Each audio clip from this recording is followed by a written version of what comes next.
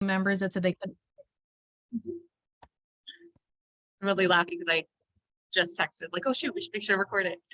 Well, I'm gonna say let's go and get started. It's 3 after. Welcome everyone.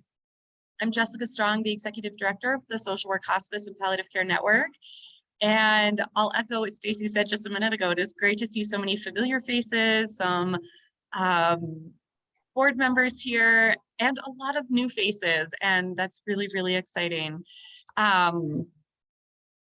We have been, as an organization, working to address issues of diversity, inclusion, accessibility, belonging for a bit, and trying to be really transparent about the work we're doing and the fact that we know there's a lot more still to be done. I think Stacy is going to talk about that here in a minute to get us started. And we wanted to have an opportunity for you all to share with us what more we could be doing or what else you want to see. And so hence we set up this town hall meeting and are excited to see so many people able to join us for it. We are recording it. We have a couple of SWHPN board members that will be leading the conversation: Stacy Remke, Tanisha Bowman, and Yunju Lee. But we're hoping this is interactive. So I think as you come into Zoom, it automatically mutes you, but feel free to unmute yourself, feel free to raise your hand, or put comments in the chat. We'll try to capture as much as we can in the hour that we have. And with that, I am going to mute myself and turn it over to Stacy. Hi, everyone. I just want to echo Jessica's welcome. It's wonderful to see everyone showing up for this conversation. I am the immediate past chair of the board of directors for SWHPN, and was presiding over the board when we engaged in a long process of advancing equity within our organization. And so I wanted to give you a little bit of context here for our discussion today, at least from the position of the board. We at SWHPN have been moving in the direction of greater alignment with our bylaws and rotation of board members and so forth. And about 1.5 years ago, we had a number of new board members come on board, and we also had some board members who'd been around for a very long time. And as many organizations did in the wake of the murder of George Floyd and the social unrest that followed, we became aware that we needed to address the issues of equity within our own organization, and hopefully then to advance equity in the fields of hospice and palliative care, and also medicine in general, which is of course, our field of practice.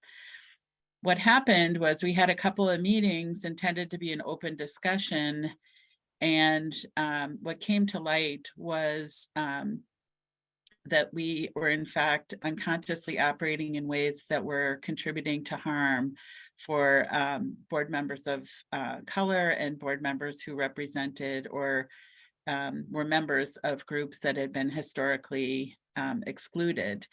And we were benefited by the courage and integrity of board members of color who wrote a very principled and pointed letter outlining issues for them as members of these communities that had been historically excluded and the harms that they were continuing to suffer.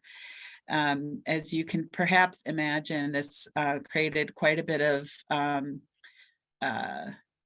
concern on the part of the board, and we undertook what essentially became about 1 year-long process then of pausing our other activities and really focusing on educating ourselves about issues of equity and examining our own implicit biases, unconscious biases, creating a group process within our board that allowed for greater participation of all members and kind of a more orderly open format for discussion. And I think we've come to a place that is much more cognizant, at least, of many of the issues that remain before us. We certainly still have a long way to go, but I do certainly want to thank our board members who caused us to pause and reflect. And I think we owe them quite a depth of gratitude. I think, you know, we as an organization continue to hold our commitment to equity front and center, and this discussion is part of that effort. We want to hear from our members. We want to know what's of concern to you. We want to know how our organization can support you in your efforts to create greater equity in our field as well. So I think with that, I will just turn it over to Unju and Nisha, to engage our conversation here. And I look forward to hearing your thoughts. Go ahead, Nisha. Of course. Hi, everyone. I'm Nisha Bowman. I'm the treasurer of on the board. I'm also one of those board members of color that Stacy referred to, that took part in writing that letter to the board. As you can see, I'm still here, so that means something. And I'm really excited to be having this conversation, especially because when I first saw the report, a tweet about the report, the first thing I did was send an email to Jessica and Anne, who's our chair, and say, all I said was, we need to make a statement. And that's all. I wasn't going to tell them what the statement needed to be, and I didn't need to. And a lot of you have seen that statement, and I think that the statement is a really strong statement. And I was surprised to see that we were the only people that made a really strong statement. But I think for me, it was a testament to the board as a whole really taking all of this really seriously. And we realized that not everybody's on Twitter.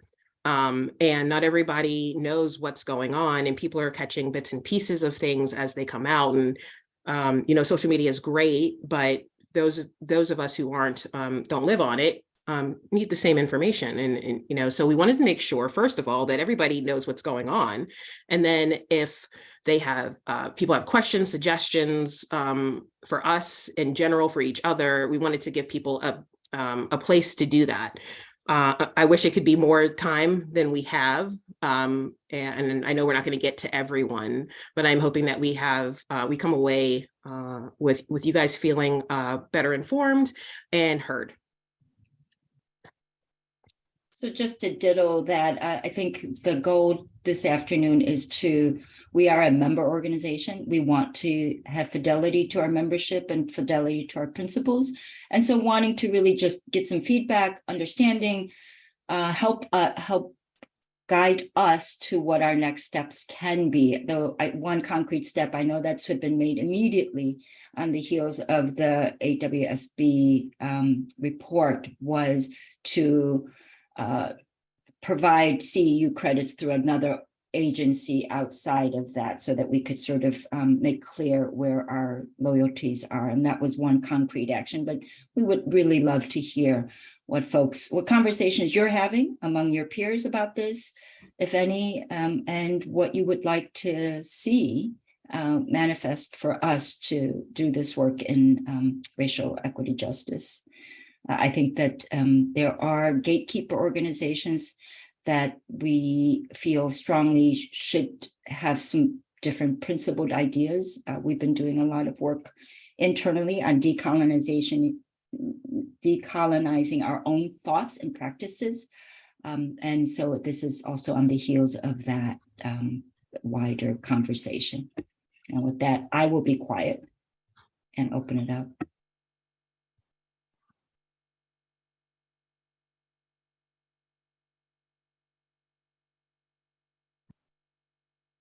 So I did just make a suggestion that people raise hands, or feel free to pop things in the chat. just so we be sure not to miss anybody.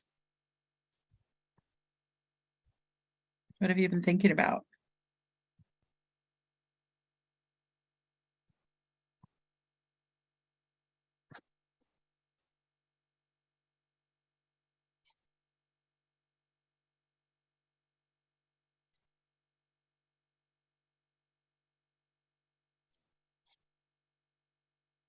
I can say that one thing that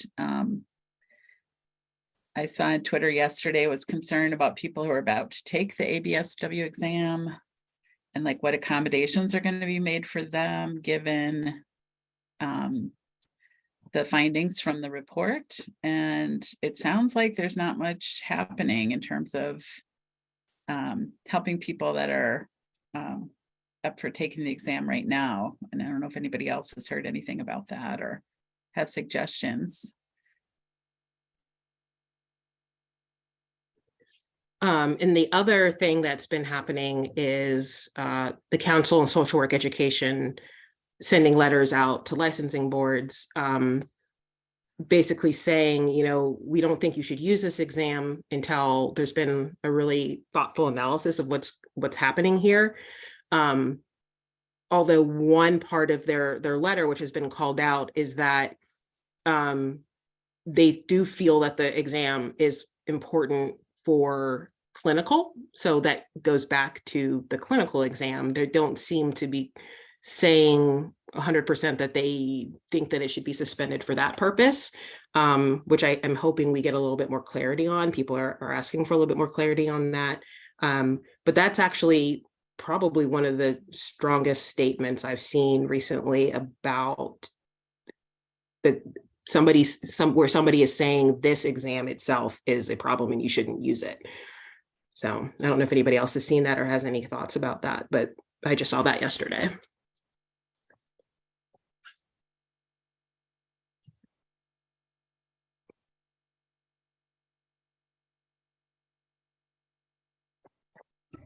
I guess maybe a good starting question is, what brought you to this conference call? What brought you here in this space today? What were your concerns or thoughts or reflections? What were your hopes? What brought you here?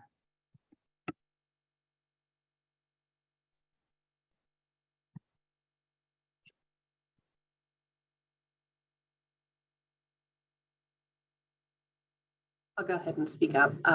I'll cave under the silence pressure. So I came today because I really wanted the opportunity to see, because I have not seen a whole lot other than the SWHPN message, and now hearing the CSWE statement. I hadn't seen that, so I'm glad to know. But I've not seen a whole lot else done or acknowledged from other organizations. So I was hoping to hear that there's a lot else going on to address the problem. And that's what I was hopeful for. And then also to just be part of that dialogue and to see what we can do to advocate and call for justice as well. So you're not seeing things because things aren't happening. I mean, I guess that's a little unfair. I think NASW National made a statement, and a lot of the state chapters kind of just referred back to that statement. I did want to call out the Illinois chapter because, you know, they immediately said something, but I kind of laughed because they had fought for, rallied for, and achieved not having to have this exam for the LSW level or whatever. So like they were like, yeah, we already kind of been working on this. Being a 5-year member of 2 state NASW boards myself, that didn't surprise me. You know, in the time that I joined the board as the BSW rep when I was an undergrad, National was beginning to kind of take the lead on stuff and eventually, you know, fiduciary responsibility over the state chapter. So I didn't imagine that the state chapters would really have a whole lot of wiggle room to say things. Now I've recently seen my former board chair, Deborah Riggs, put out a statement about how she feels about the conversation around the exam. But other than that, it hasn't been a whole lot. People have been doing town halls. I've seen some disappointment in the aftermath of those town halls, but the general sense is that I don't know if people are uncomfortable saying something or worry about the magnitude of what divesting from this organization would be, but there isn't a whole lot being said very strongly about what's happening right now. And I think that's the rising frustration. And that's the reason why that petition went out. That's the reason why we saw the New York Times opinion piece that was not thrilled with the position. Like people are on the boots on the ground. People are trying to do something to address this, but the people with the actual power seem to be kind of just waiting.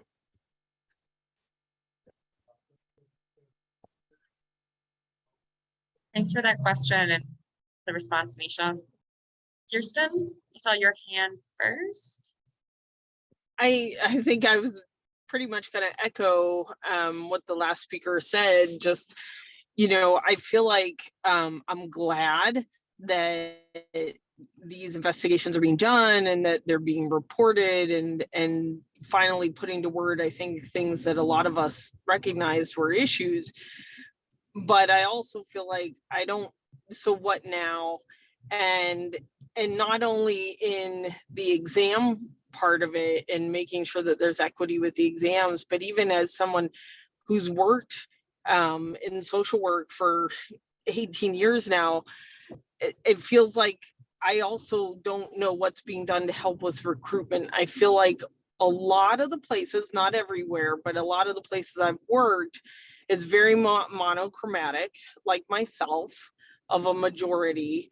And what I want to do better recruitment. I want there to be better efforts at changing that.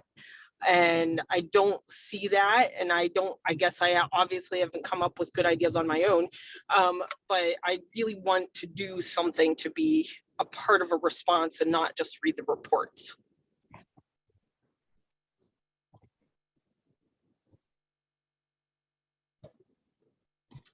Thanks, Kirsten. Joy?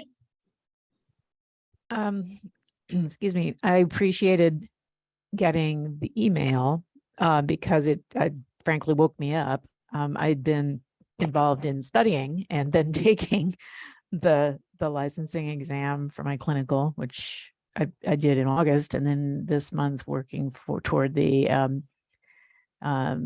palliative hospice certification, which I also did yesterday. So I've been a little busy, but I did recognize it's certainly touched on something that I've thought about since I entered the profession from a completely different line of work about 5 years ago. And I wondered about it when I was in my program.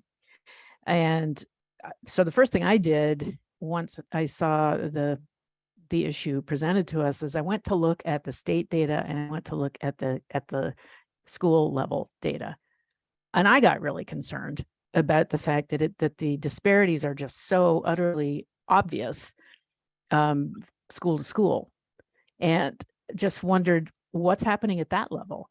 I haven't heard a single voice yet refer to how the programs are actually thinking about addressing, or if at all, the concerns.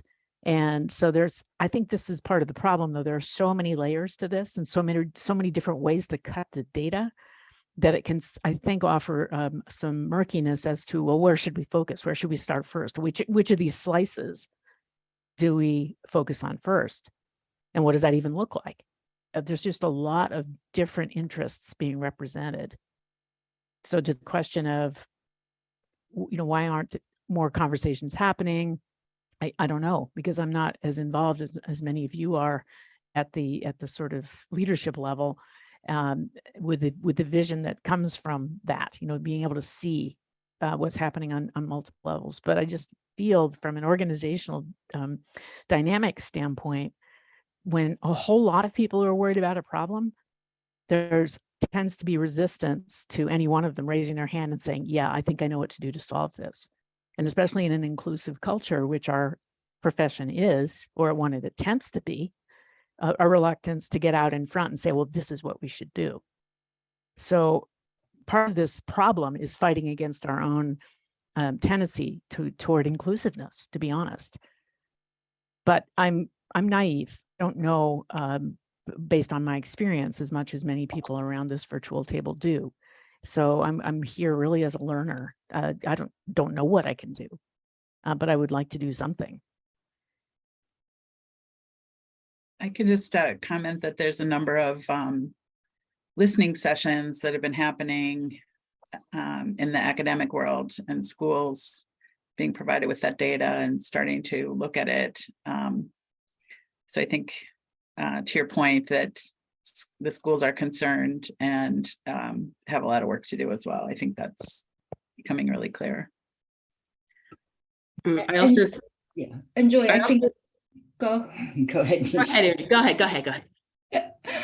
I think you're right. Part of the problem is the stratification of the educational system. It's not a coincidence that there are some schools that consistently have greater passing rates than others, and it is way we need to work way upstream about the systemic injustices and disparities in the education system. So that's not surprising. It is part of a whole.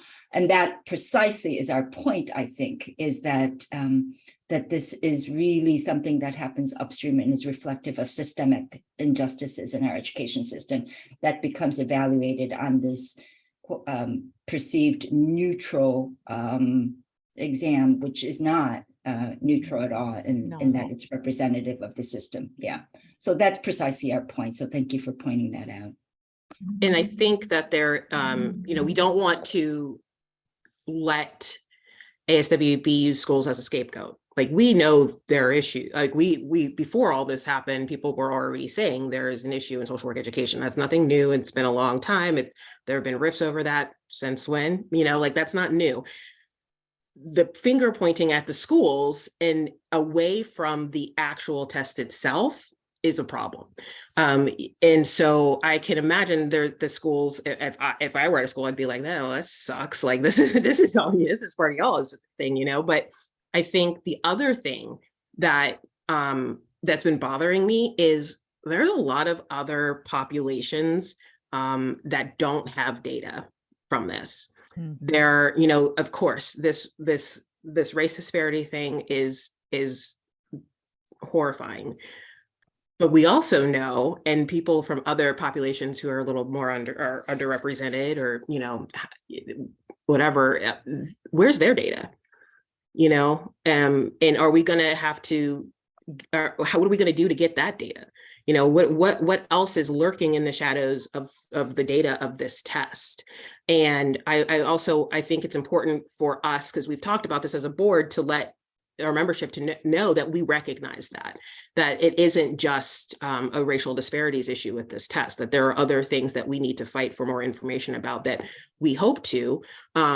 The one thing that might be helpful is our membership kind of letting us know who out there is doing the work on behalf of those other populations, because we might not be aware of that. Like we can be as plugged in as we think we are, but there's no way we know everybody doing all the work. So I definitely found myself going, there's a lot more here that we're being kind of placated, I guess, with this little bit, but there's got to be a lot more than this.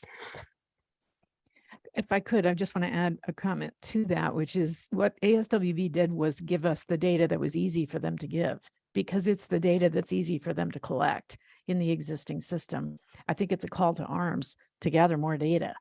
So the only way to get at what you just described as the missing pieces is for them to ask more questions in their demographic inquiry as people are preparing to take the exam and then taking it. Otherwise, the quality of the data is going to be really suspect. But the data they have is good to the extent that it's been reported. As they pointed out, a lot of people don't actually acknowledge the answers to the questions that they're asked. So it's not perfect. not everybody wants to tell them, you know, anything about their ethnicity or whatever. But if they can put a little bit more structure around the data gathering, it's going to get better. But they need more dimensions to the data too. And that's just going to have to be a change in the process that they use. Tanae? So I wanted to comment on just the test taking process itself and how it differs from state to state. So I've lived in 3 different states. So 2 of those states, you're allowed to take the independent licensing exam right after school. In the other 2 states I've lived, you can only take the exam after you've gotten your 4,000 hours. And so that's an issue because when you're right out of school, you're fresh, right? You have all that knowledge and you can go straight to take your clinical exam and then gather the hours and then get the license. So that's the first issue I have, how the states allow, there's just differing, there's just differing standards for when people can take this test. The second issue I have always had, and I'm seeing other organizations address this, is the amount of money it takes to get independently licensed. So in my other certifications, I've, because there's not a lot of Black therapists, I get assistance with getting these consultation hours. I get assistance with taking these trainings. I get assistance because there's a need. There's no such accommodation. There's no such assistance when you need to get 120 consultation hours and pay that therapist fee straight out of pocket. That's why it takes people 3, 4, 5, 6 years to get that independent license, because I don't know about you guys, but I've paid up to $150 to get an hour of supervision. It depends on the therapist, and there's no assistance. And so again, depending on the state you're in, say you've gotten all 120 consultation or supervision hours, you're now 5 to 6 years away from school. And so that's, I think that's as big an issue as the exam itself is. This cost affects people of color way more, especially in people from disadvantaged communities, because and you're in social work for a reason. So who has $120 to spend for the next 120 hours? Right. Yeah, so it's multi-layered, but I think just that also should be included in like, are you offering, if you want to recruit more therapists of color, how about offering assistance for getting these supervision hours? And then some uniformity for taking the tests across the states.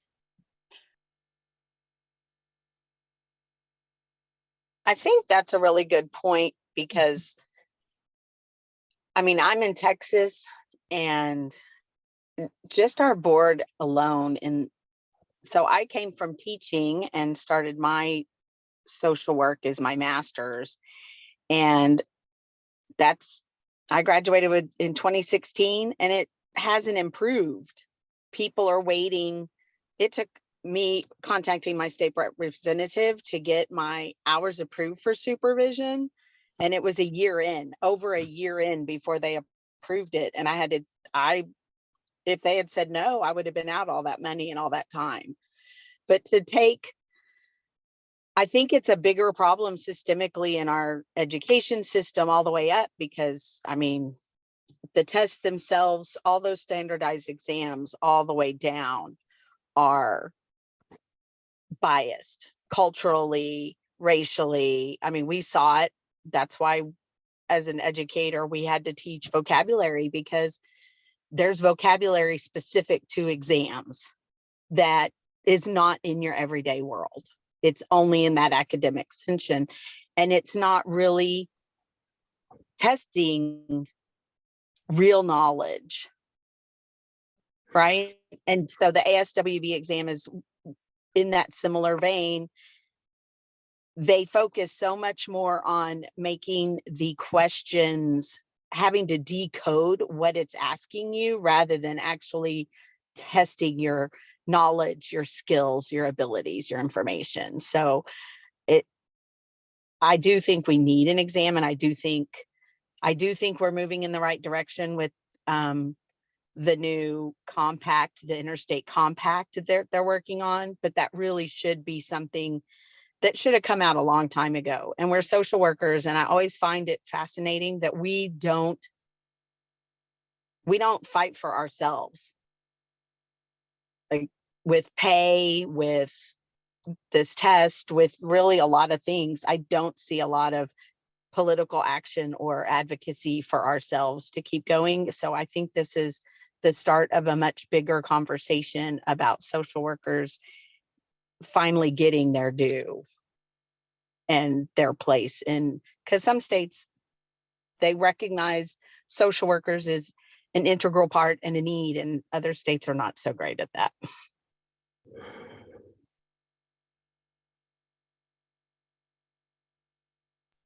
Yeah, I actually, I was an AP HSWC item writer. I just turned in my questions last week, and I gotta tell you, writing those questions after seeing all this stuff come out was really rough for me. Like it was just the mind games that I was playing on myself, like trying to make sure that I was writing good, solid, unbiased questions, and asking questions that were going to test for knowledge and not just how to take a stand. I mean, it wasn't fun.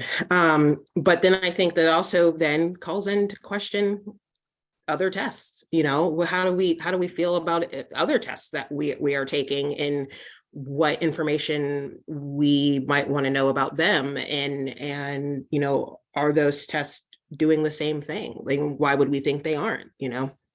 I think this is blowing a lot of things up, but like you said, there isn't a lot. We don't have a great history of advocating for ourselves. And I think that's really interesting because, again, being on the board of NASW, I saw firsthand what happened behind the curtains, and now I kind of understand why it looks like that. It's because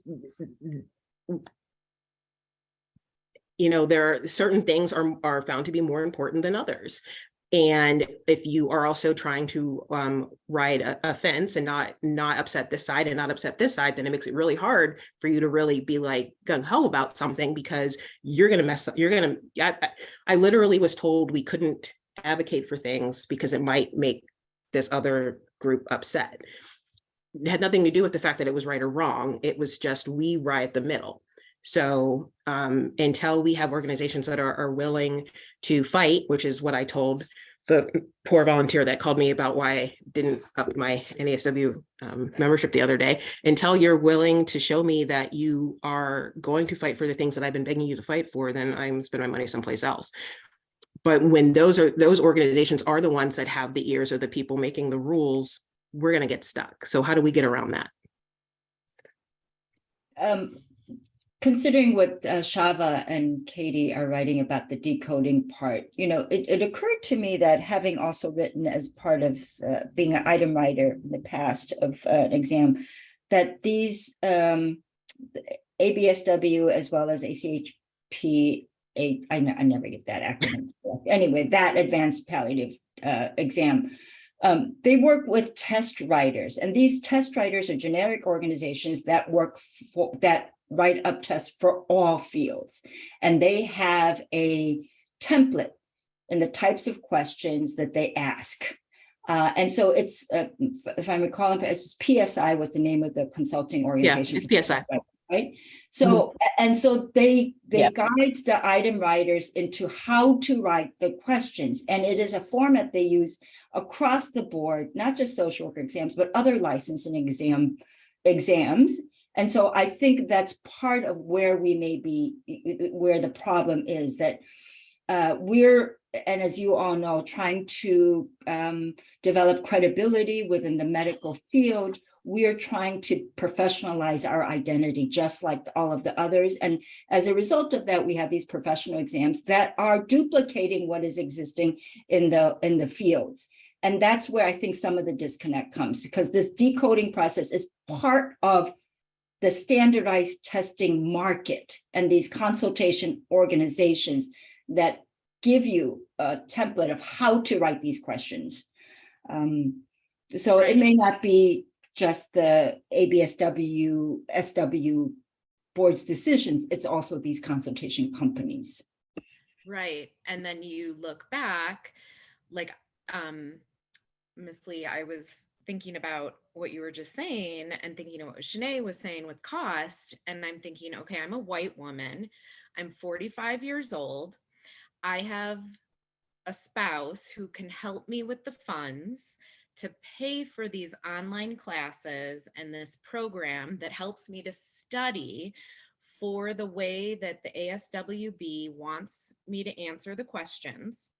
And so I am at an unfortunate advantage over peers who are going into this exam. And then I'm looking back at the history of my life in high school. My parents also helped me to take the ACT and the SAT and to take the classes so that I could also decode and have an advantage to my Black and brown peers. And I'm taking the clinical exam tomorrow, and I'm pissed off. I don't want to take it. I want to boycott it. And it's not fair. My heart of hearts, I think I'm going to pass it. I don't know. But by me not taking it, is that really doing anything to help my colleagues? You know, I don't know. And I'm so grateful you guys are all here having this conversation, because like, I just kind of want to boycott this test tomorrow. But like, what is that doing? You know, what progress is that going to make?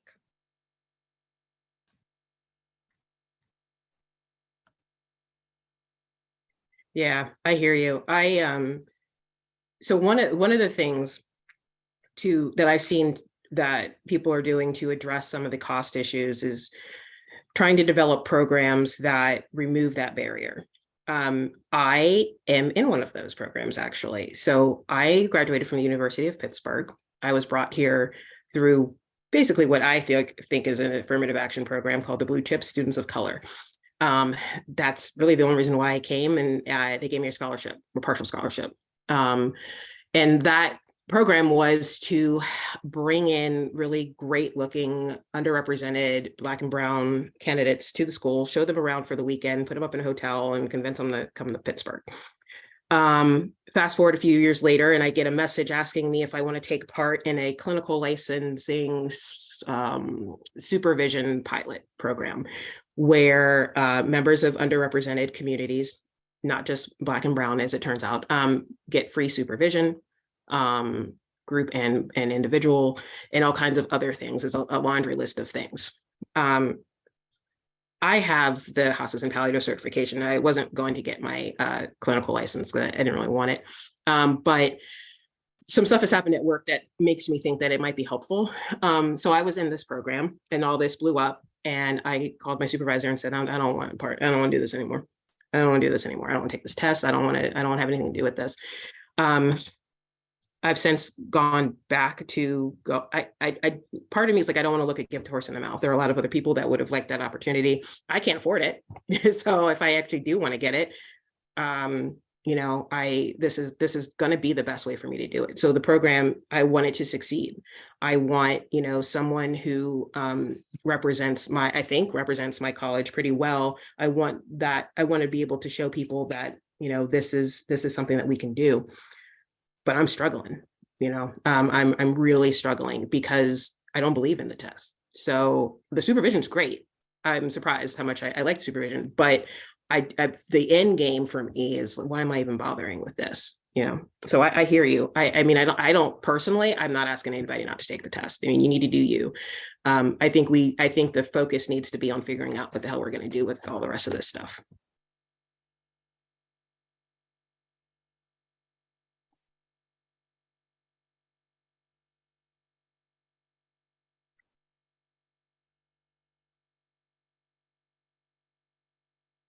I just really hear that theme of people wanting to know what they themselves can do. And a couple of ideas have popped in the chat. Jen posted a link to a grassroots movement that we could join.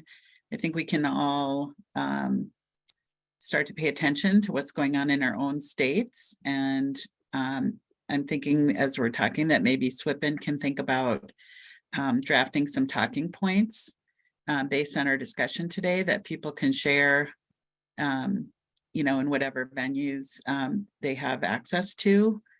I'm just also thinking that a thing that's been really important for our board is to like do our own work. And a number of people have mentioned, you know, being privileged to work in settings that, you know, they share a cultural identity with most of the people that they work with. And so to think about what opportunities and continuing education is available, what groups people might be able to form to, you know, kind of examine kind of our own role in perpetuating this culture, which I can just speak from my own experience, that kind of strengthens my ability then to talk to some of these organizations about what the issues are.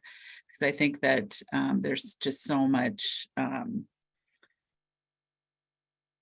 unconsciousness, naivete, privilege, you know, that, you know, I think we need to unpack and dismantle, and it's going to be a long project, but I also hear that our colleagues need change now. And another idea that we're hearing is maybe there's an opportunity for SWHPN to organize some clinical supervision for groups of people that have, you know, maybe we could seek funding for that and make it at least really low cost, and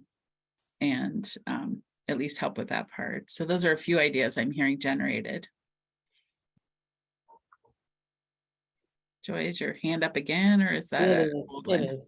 Okay. Yeah, and maybe this is a touchy question, but has this caused the SWHPN leadership and board to reconsider its implementation of an exam, which is, having just taken it yesterday, I can tell you is very similar to ASWB in terms of format and the way in which questions are asked. So presumably is fraught with at least some of the same problems and issues. Has SWHPN considered whether or not it should take a pause on that being the only path to certification for palliative and social work? Who wants to take this one? So our board has definitely raised the question that we would like to hear from the exam group, you know, if they have similar data, and explore that way. Vicki, are you still on the call? I don't know if you can.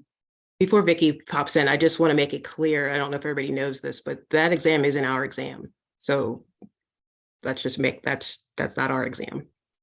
I will say though that SWHPN was instrumental in getting the exam organized in the first place, in part because of pressures in our field of hospice and palliative care, where physicians and nurses have certification exams, and we were hoping that it would be a stepping stone to an advanced practice designation. So I just want to clarify there was a rationale behind that. And I still think that we are faced with that challenge of how do we endorse, you know, competence in clinical practice in our field, and also strive to make our exam more appropriate, more equitable.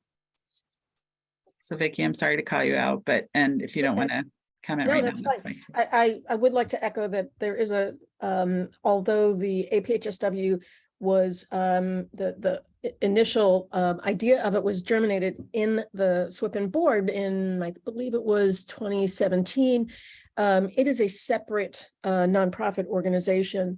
And so SWHPN has no impact, influence, or anything on what's on the test, the development of the test, unless someone from SWHPN wants to be an item writer, like many of you have been and are.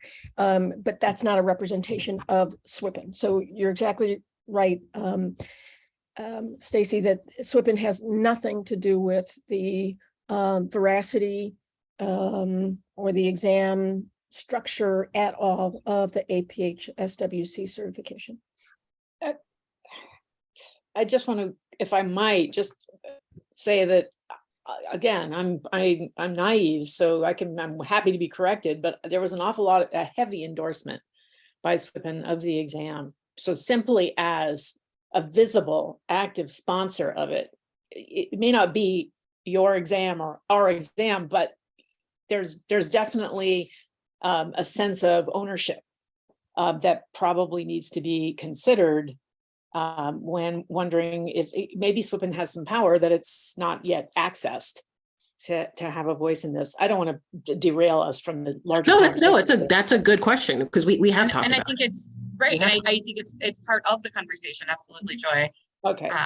Yeah. And part of what the board and staff internally have, in light of ASWB, added to the things that we are looking at. We've absolutely, SWHPN, when I say we, I mean SWHPN has absolutely promoted the exam because, you know, it has brought more members into SWHPN, and we've produced the study guide. I mean, there's definitely, right, we're separate but connected. Fingerprints are all over it.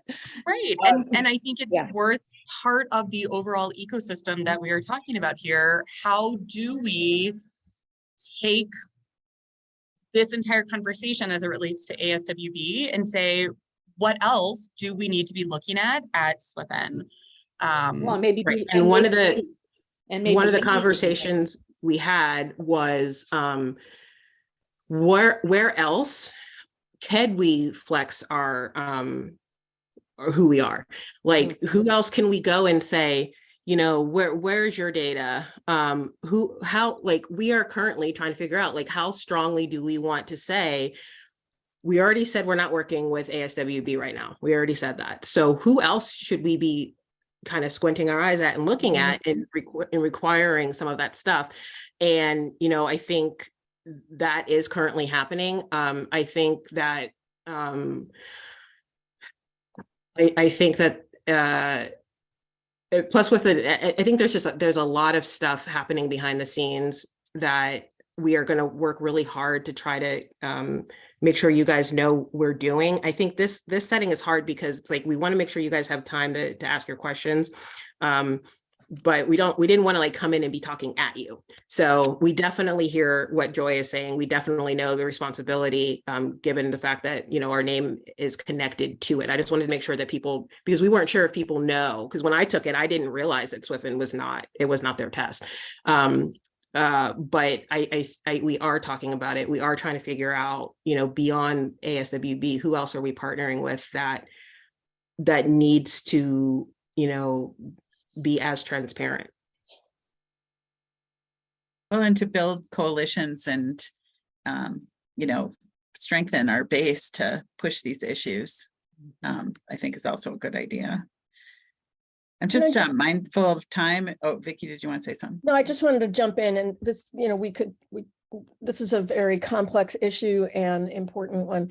I was just reading in the chat, Jen asking about APHWC doing additional bias testing and so forth. So as someone mentioned earlier, we work with a psychometric organization called PSI, which does many certifications. And so we could do a long conversation, and those who are current test raters could probably speak to it better than I could. There really is a scientific method. The question is whether that scientific method is biased innately or in some ways. So it's not just so I appreciate the question that we as an organization could be doing additional bias testing. I just want to clarify that that's not me looking at the test deciding whether someone's biased, that it's a little more complicated, and that we would be doing that with the psychometric organization, which has all kinds of validation and accreditation in lots of ways, which one could question, of course, but that it's a complex process. Thanks, Vicki. Yeah, I just want to, and I think we have good relationships with the APHSW group, and hopefully we can collaborate on engendering better equity in our certification process. I just want to make note of the time. We're coming up to our last 5 or 7 minutes, and I'm wondering, especially if there's someone who hasn't had a chance to say anything yet, who might like to take advantage of the opportunity here.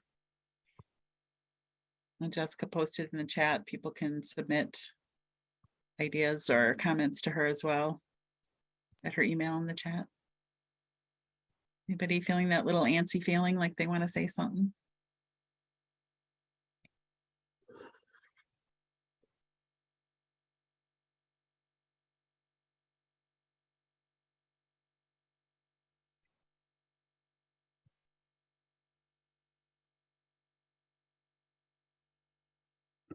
I just want to add that I think all of us here are committed to good clinical professional work by social workers, that's not the issue.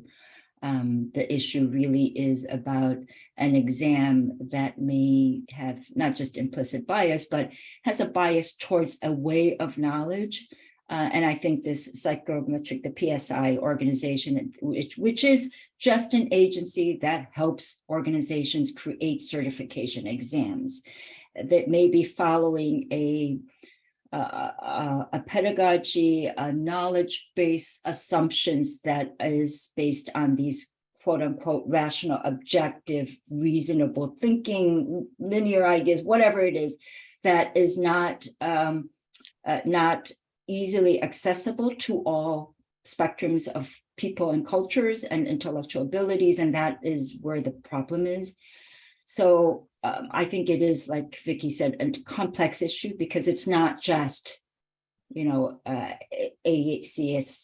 I'm sorry about the acronyms, I can't get, but it's not about that particular, it's really about the systems, the standardized testing systems that exists in society at large as an institution, and as an institution of, unfortunately, weeding out people, colleagues, and that is a problem, and we'll have to figure this out. I want to echo, oh, sorry, there's a really loud truck going by. Sorry. Thank you all for showing up and being interested and holding SWHPN accountable, the board accountable to doing this work. Shanae, I will get you in just a second. I promise we won't run out of time. I did just want to mention, as a couple of people have brought up, I think SWHPN taking a stand has started conversations at some other organizations. They maybe haven't made it public. I will share, I was on a call with a couple of other hospice and palliative organizations, and somebody asked for HPNA's data, like while HPNA was on the call, like, hey, SWHPN put this thing out for their testing. Does HPNA have that data? And, I think conversations are maybe starting, and this is a great place for social work to lead. I will say we did get a connection with ASWB's executive leadership and requested a meeting with us. And when we sent some dates and times back, they declined to meet with us further and said they would just direct us to the statements they've already put on their website. It was very coached in some legalese, which was disappointing, but we would love to have a conversation with them and keep it open. I will also say, Amy, I will send the New York Times opinion piece out. The board, saw that as well. We wrote a response, per the New York Times guidelines. I put it in the chat.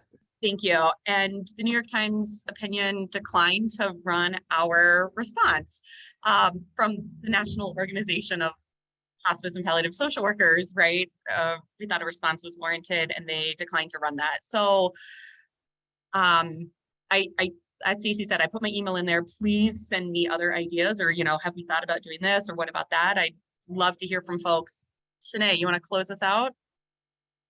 Real quick, so I have a student here with me, and she made a very good point. I wonder how the data will look if it was further disaggregated, because again, like I mentioned before, you have the people who are taking the test right out of the school. Like Katie mentioned, you have the people who are taking a test prep. And I was one of those people. I learned how to take the test, but I gathered the funds to do that. So I wonder, when you account for people who are parents, when you account for people who are working and getting their hours. So yes, the test is biased, but how much more would have supported them to pass this test?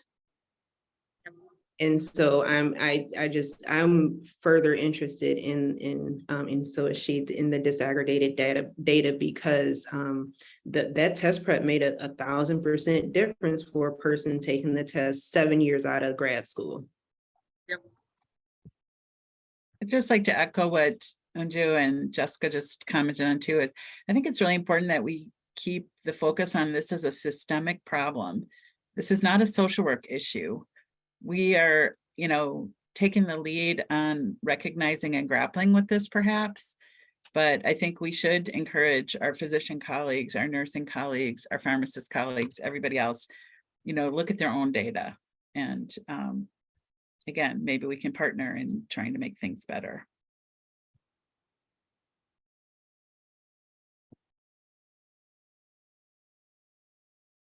Shanae, we'll keep working to try to get more disaggregated data. I think not just, as I think Nisha said earlier, not just the racial data, but the intersections of folks with disabilities or age or right to your point, other responsibilities and